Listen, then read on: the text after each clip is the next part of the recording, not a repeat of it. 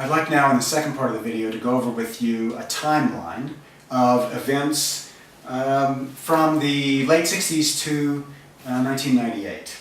So this image shows you the timeline that I'm working with at a resolution you're not going to be able to read. Let me show you some segments from the timeline. Let me just begin by noting that in 1944, 30 years before the first ordination of a woman in the Episcopal Church, a woman is ordained priest in the Diocese of Hong Kong in South China. Her name is Li Tian-ai. She's ordained deacon in 1941, priest in 1944. It's to the year, 30 years later, that the first woman is ordained, the first women are ordained in the Episcopal Church. The Philadelphia 11, the 11 women who were ordained before the Episcopal Church officially gave permission for the ordination of women. However, in 1976, the Episcopal Church did give permission for the ordination of women, and the ordination of the 11 was regularized in 1977 when the first women's ordinations were permitted officially in the Episcopal Church. But if you look at this slide, you see that in 1968, the Lambeth Conference bishops already knew that this was going to be an issue for the communion. And on the one hand, they created the Anglican Consultative Council, and one of the first jobs they asked them to do was to look into the question of women's ordination. And in 1971, when they met for the first time, you can see on the graph, they indicated to the Diocese of Hong Kong, who inquired again at their first meeting, they indicated that they would not be against the ordination of women. So notice here in 1971, 7 years before the Lambeth Conference in 1978, recognizes the ordination of women that has occurred in other provinces. In 1971, the Anglican Consultative Council, first rattle out of the box, endorses the ordination of women.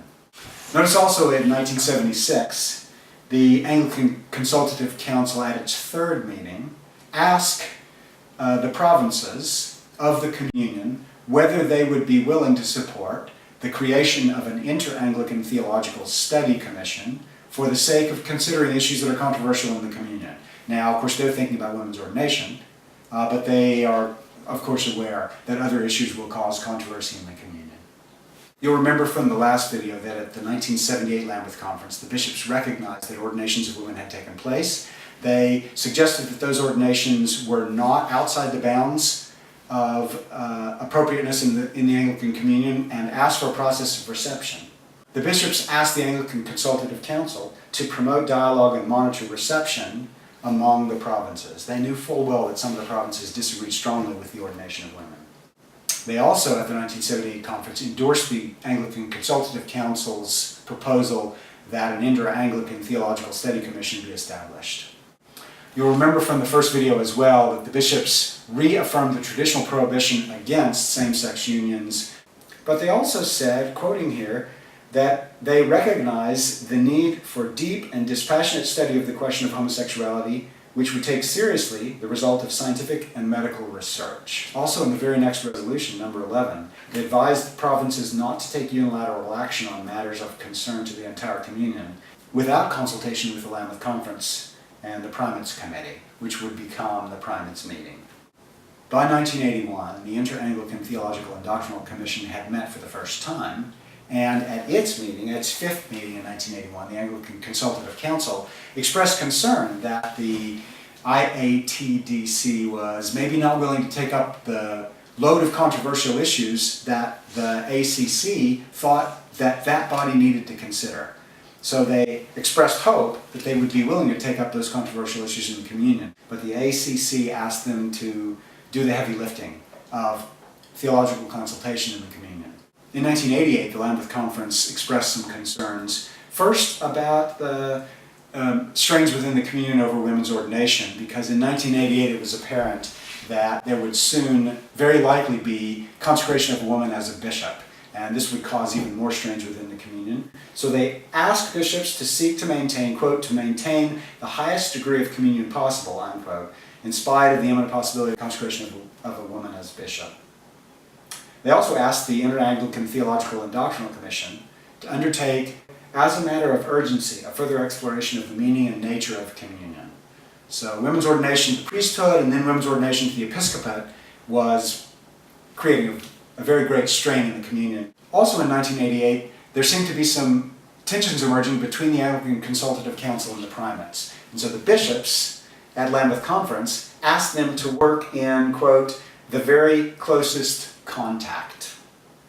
Finally, though again in 1988 they reaffirmed the traditional prohibition against same-sex unions, they also noted that study is needed which takes, quote, account of biological, genetic, and psychological research being undertaken by other agencies and the sociocultural factors that lead to the different attitudes in the communion over same-sex unions. So they were essentially reaffirming the traditional prohibition at the same time calling on the consideration of materials that in the progressive parts of the communion were coming forward, suggesting that same-sex unions are not perverse, but are perfectly natural and harmless. And of course, after the concern at the 1988 Lambeth Conference, in the very next year, the Right Reverend Barbara Harris is consecrated Bishop Suffragan for the Diocese of Massachusetts. After Bishop Harris's consecration, you can see that in 1980, when the Anglican Consultative Council met for the 8th time, it considered a proposal that the role of the Anglican Consultative Council in the primates meetings become more than consultative.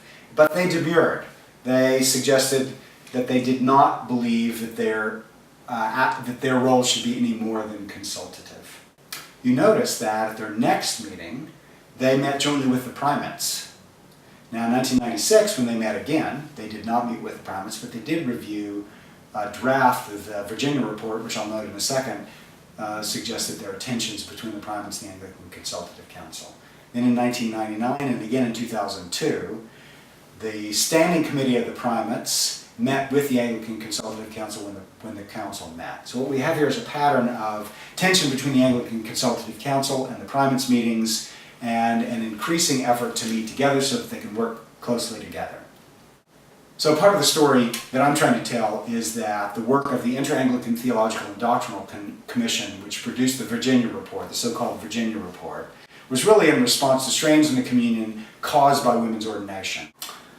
So the Lambeth Conference 1998 occurs, and they review the official final version of the Virginia Report. The Virginia Report, as I've noted, suggests that the Commission has some concerns about the tensions between the Anglican Consultative Council and the primates meetings.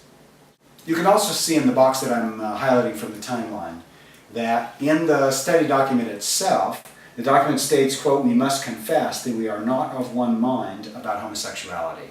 This is the nuanced statement that came forth from the subsection to the committee, which then came to the plenary unamended and was amended into Resolution 110.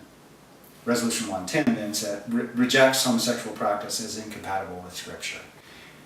But part of the reason for showing you the timeline is to show you the second item in this text box.